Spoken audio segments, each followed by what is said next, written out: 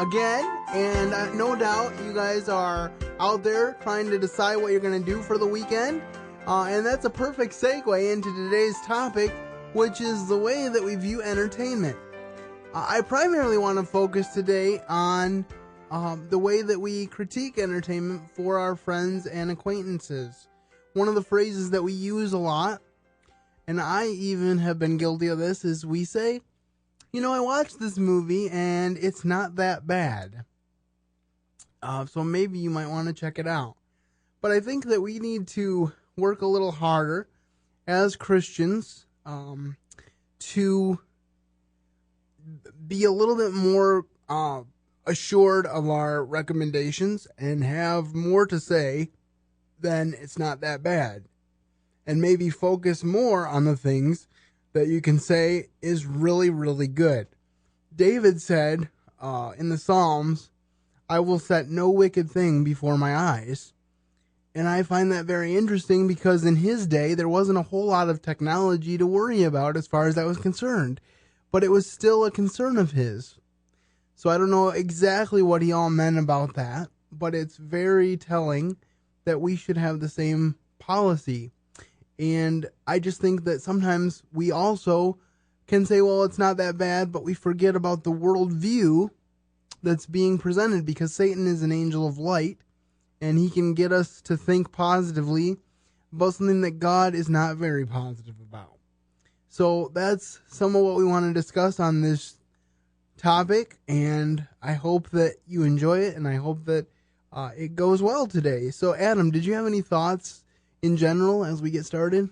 You know, I was just kind of laughing when you said that about, it's not that bad. I say that like a lot of times about movies, not even thinking either. And for me, it's usually kind of the opposite, where if I say, it's not that bad, it pretty much means it was really, really bad. So it's interesting that you brought that up.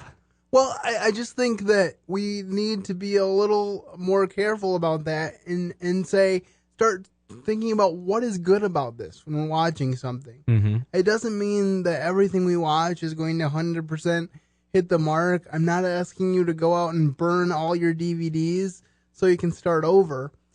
Having said that, though, it's a pretty exciting era to live in as far as Christian filmmaking with the Fireproof, with the Kendrick brothers, who have put together Fireproof, Flywheel, and movies like that. Courageous. Can't wait to see what they come up with next. Courageous was awesome. Mm-hmm. And then the brothers who did October Baby, their name is slipping my mind at this point, but they are committed to making more films. So that's going to be exciting. I think it's cool, too, to have brother teams because it's always good to work with someone. Good to have a partner. So I just think it's exciting to have these options. And I was mentioning this to Adam off air, and I'll just say it a little bit, that I was a little bit anxious and a little bit disappointed when people were getting really excited about the Hunger Games when it came out. And they kind of ignored a lesser known but much more Christian film, October Baby, that came out the same weekend. So I think as Christians, we need to try to focus on those products, try to bring them to the light so that other people can be aware of them and so that we can be ambassadors for Christ in that way. So having said that, I would like to make a recommendation of a book that I recently read.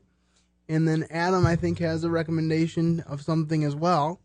And hopefully this will give you something that you can think about and can use some of your entertainment time with and be benefited for the kingdom with as well.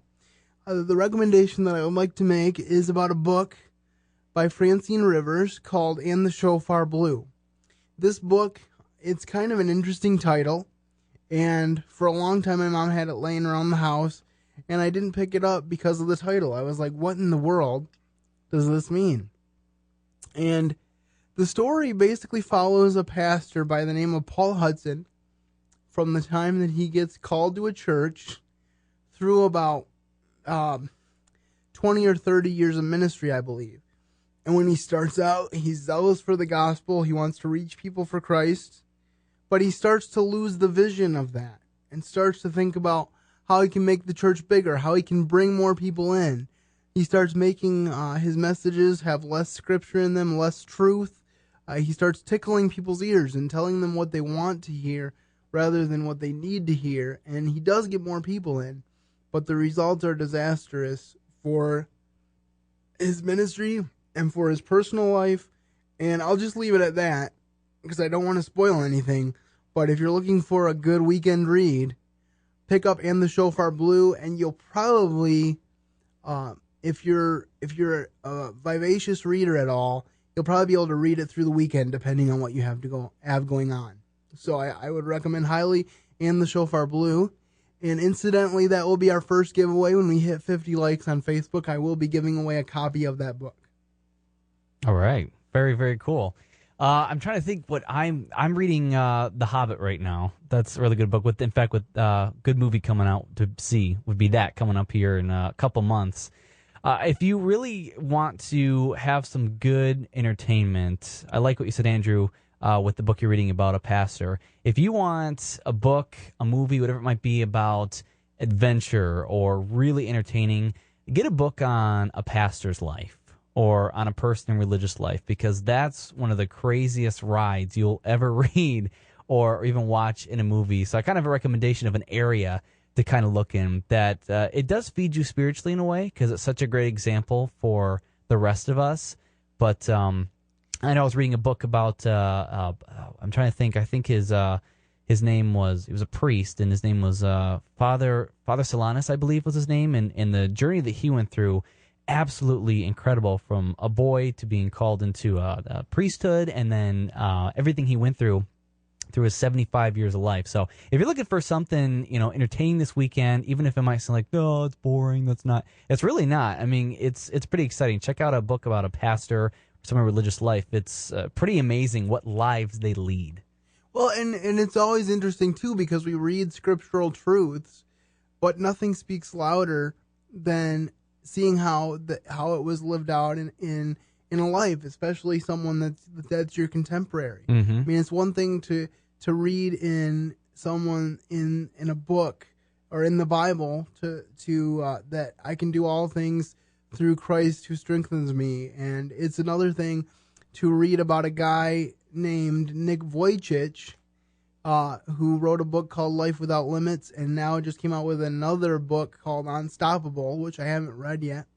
But the dude is awesome. He surfboards, and he went skydiving with his wife on their honeymoon, and he does this all with no arms and no legs. Wow. And I think the original working title of his book was No Arms, No Legs, No Problem, which they changed. But he's another awesome individual. So when you get a chance to walk in the shoes of these people, in his case, he doesn't wear shoes, but when you get a chance to follow their journey, you can learn some exciting stuff.